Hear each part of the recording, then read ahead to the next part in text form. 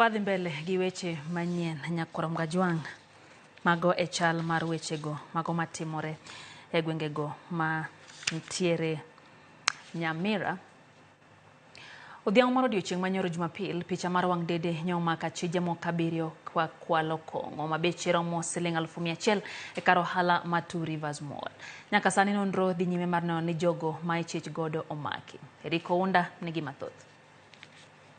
Ja ohala moro ma osebedo katimo ohande e od ohala maduong' ma Two Rivers Mall mantie e kaunti ma Kiambu okwayo mondo obila mag okwach kich otim nonro kendo omak achije moko maromo 7 ma picha mar wang' dede kata CCTV nyocha omako ka kwalo kong'o mabeche romo Sh100,000 chieng' Jumapil. Wachore ni jogo gin moko kuom grube mag njore ma osebedo ka kwalo mwandu ji e kar dak ma Two Rivers. There were 4 men and 3 ladies, but they were here to steal.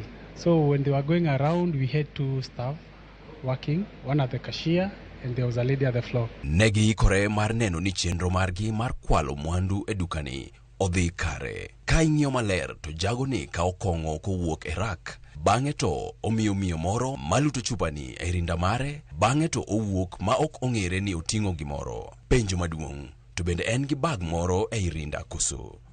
Nyalo bedo Akachukua moja which is 44,001 wakati ameshildiwa na huyu mwingine wenye wanaongeleshana, then akaficha nguo. Huyo akawoka akatoka. The others are still in the shop. Huyu mwingine anazunguka akiuliza anaweza pata Robertson, anaweza pata nini, and then huyo akitoka akaona bado the cashier haja notice. Jago ni manenore ka gima oting'o mkebe mar kong'o e lwete chocho pach jauso kendo ong'eng'e mondo gidhi nyime gi kuo margi e safar mar 2 kuo mane otimore e yo makare kaka ne gichano. Akakuja akachukua hii ingine akapatia the second lady. That's when the second lady na yeye akatoka.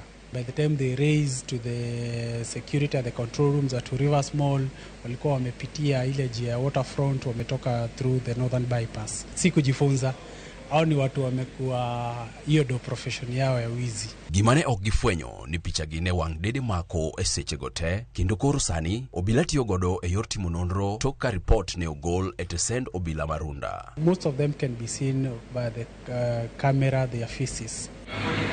Ma ok kuo mokwongo e yo machal gi mae, ka koro nenore ka gima en pek maduong' ne obila timo nonro kendo mako jokuoge. Eric Ounda, Ramogi TV.